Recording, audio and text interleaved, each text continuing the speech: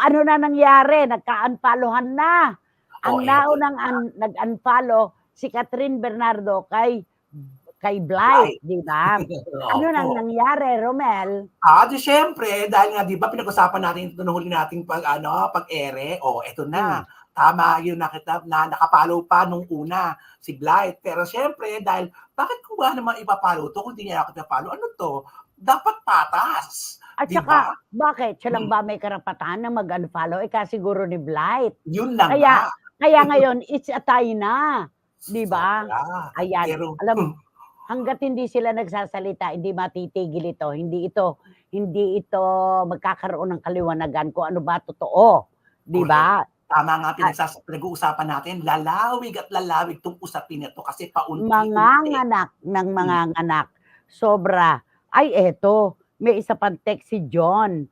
Hay nako, itong si Blythe at si Catherine, magsalita na kasi kayo. Kung ayaw magsalita ng lalaki sa pagitan ninyo, dapat kayo na magsabi. Ano ba ninyong sabihin nyo na, no, it's not true. Hindi totoo yan. Ngayon, nag-unfollowan kayo. De magpaluan na kayo ngayon.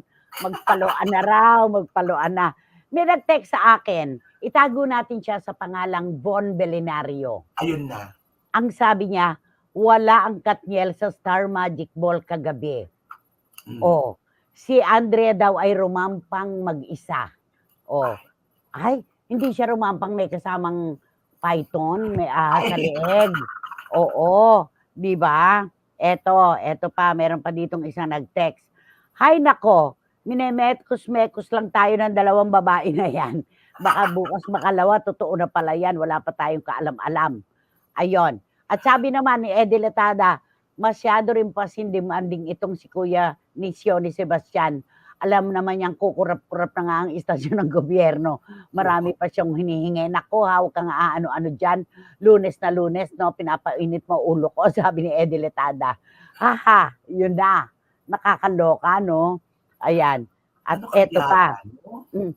Ano, kailangan may magsalita talaga sa kanilang tatlo. Pag hindi nagsalita, wala, hindi mabubura yan. 'Di ba Yon. sinasabi na nga ng mga mambabasa at mga manonood na ini-enjoy naman yata nila na pag-uusapan sila. Pero nakakatakot lang baka 'pag hindi na tayo interesado saka sila magsasalita at kung anong meron, paano na lang, mapapabilang na sila, 'di ba, na Ah, deadma na si lang. Catherine ba 'tong nasa ano Opo, natin? si Si Catherine. Catherine, parang hindi siya, no? Mm, Parang hindi siya, ibang-iba yung kanya itsura diyan. Ang ganda, no? Pilipinang-Pilipina. mm. Alam mo, ang ano ngayon, collateral damage talaga, no? Itong si, Totoo. pero si Barikutot, ang sabi niya, enjoy na enjoy daw. Kasi daw, siya ang mas siya ang mas Nakikiyabang. nananagan siya, di Mm. ba? Oo. Mahirap bang magsabi ng kami pa rin? Sabi ni Wating-Wating. Oo nga naman. Kadali-dali naman ang sabi, we're still together. Oh, ba't pinagdadamot nyo? Sabi ni Wating-Wating. Nay, malapit na pong ma-vindicate si OG Diaz. Mukhang marami po ang mapapahiya. Talagang totoo po na walang usok kung walang apoy, sabi ni Ayan Dan na. Clavesillas. Actually, vindicated naman talaga si OG eh. Kaya lang pinupog. Di ba? Mm. Pinutakti. Di ba? Ganun yon.